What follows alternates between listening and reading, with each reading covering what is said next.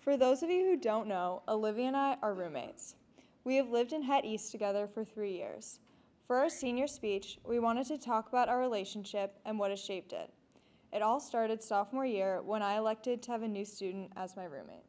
That summer, I remember waiting for the letter that would tell me who I'd be living with for the next year. I received a letter from Brooks, and at the bottom, in neat handwriting, was the name Lucy Lannon and a phone number. I was so excited. I texted her saying I would be her roommate and how excited I was to come to Brooks. We chatted for a bit, and then I asked her if she had any recommendations for things I should bring. I didn't hear from her for 4 days. I wanted to make a good first impression, so I wanted my response to have the perfect recommendations. However, I may have waited a bit too long. I remember thinking that she seemed kind of rude. After she requested me on Instagram, I stalked her previous photos. While Olivia was apparently thinking I seemed rude, I was worried because I thought maybe she could be a little weird. We finally met each other in early September on move-in day. The beginning of sophomore year was a bit rocky for me. To begin with, I didn't realize that taking vitamins on an empty stomach can make you sick, so I threw up the first 3 mornings of school. I was a little nervous about this. I figured she was either extremely homesick or dying.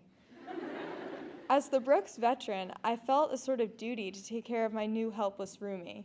I suggested going to the health center, but she didn't take my advice because she said she felt fine otherwise.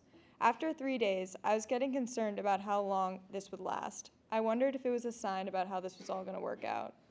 I eventually realized that I just had to eat before taking my vitamins. But obviously, the beginning of our time together being roommates didn't start off completely smooth. We didn't work together perfectly, and it took time to get to where we are today. Despite the rougher start, Olivia and I have made it as roommates for the past 3 years. After all of this time together, we thought we would share the reasons we've made it this long and the important things we have learned about making long-lasting relationships. Often in TV shows, the best friends are depicted as being one and the same. They share clothes, they love the same things, and they do everything together. And while relationships like these do exist, we're not one of them. Superficially, we don't have that much in common. I like to run, and Olivia would basically like to do about anything else. Lucy's choice of music consists of old Kesha, while I love the Black Keys. Olivia always dresses like it's 20 degrees out, while she says that I always dress like it's 90. And we don't really share clothes that much. But what we do share and have in common is what we think is the important stuff. We value many of the same things, like kindness, loyalty, and hard work. We also share many of the same priorities. During study hours, our room is dead quiet, and nights before tests are filled with shared stress and questions like, I'm probably not going to fail, right? But we also value time to just have fun, whether it's hanging out with friends, spending time with our families, or just joking around in our room.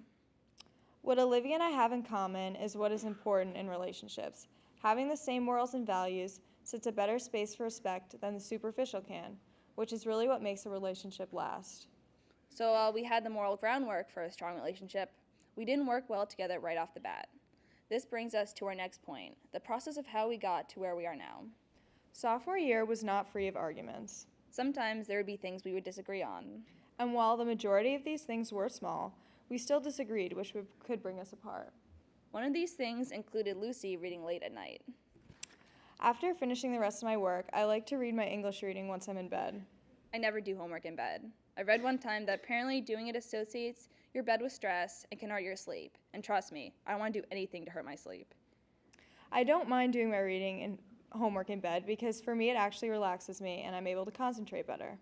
The problem with Lucy reading in bed is that she needs some sort of light source, which was often her lamp. This would cause problems because Olivia would want to go to bed and I would need the light. Hence, arguments about the light would often occur. We remember one time in particular the most. It happened junior year. Lucy had reading she had to do, and all I wanted was to sleep. The following petty argument ensued between Lucy and me. I have to do some reading for English tonight. Can you please just do it downstairs? I'm really tired. In Lucy's defense, I'm always really tired. It won't take that long. Well, you know you're not even supposed to read in bed. It's bad for you. Who says? Science. Well, I sleep fine. There was tense silence for about 5 minutes until we started laughing at the ridiculous argument we both just took part in. Although these arguments were annoying to both of us at the time, they weren't useless. Through these arguments, we learned how to compromise and find happy mediums. So for the argument over the light, this year for Lucy's birthday, I bought her a reading light. It lights up just enough for her to read easily, but not too bright to keep me up. While to an outsider, this gift might seem a bit selfish and useless, it was actually a pretty great gift. Finally, I was able to read without disturbing Olivia, and we don't argue about it anymore. Finding solutions to things like these is what allowed us to live together happily. We respected what each other needed and worked together to find ways to make both of us happy.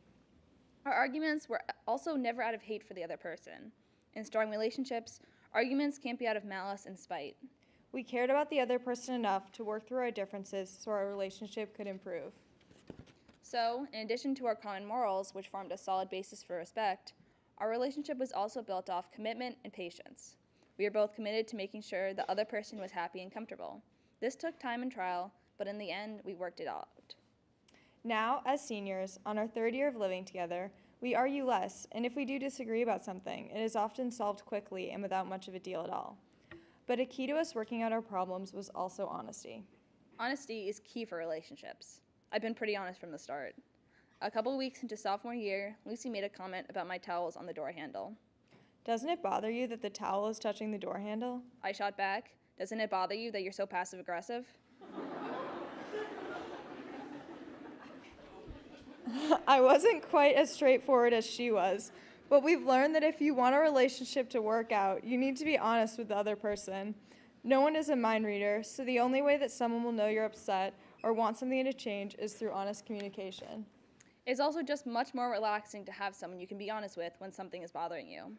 And because we started at being honest early on, now it's easy just to say what's bothering us, so it gets fixed quickly and we can move on. Now, you may be thinking to yourself, this seems like a lot of work. Wouldn't it just be easier to get singles? And apparently sophomore year, we would have agreed with you. It was something we had never talked about until we were actually writing this speech. At the end of our first year together, it turns out that both of us wanted to live in singles, but we never told the other one and decided to continue living together. Neither of us wanted to ruin our relationship with the other person enough to live apart. And I think I can speak for both of us when I say I'm very happy we decided to live together. If we hadn't, we never would have formed the relationship we have now, which I think is very important for both of us. We now both have someone we trust, are very comfortable around, and know will be there for us whenever we need it. We can tell the other basically anything with no fear the other will judge us. We also have someone we know will let us rant about whatever we're stressed or upset about whenever we need to. In life, it's important to have a support group. High school is a stressful time for everyone, and most of us don't live with our parents here, so we don't get to go home to someone we know will trust us, support us. That's why having people here is so important. We both take care of the other and try to do things that will make the other person happy. Whether it's surprising each other on their birthdays with parties, or grabbing the other food we know they like. We formed a relationship that will last and will continue to support the other. It's also something we'll take with us, even after we leave Brooks.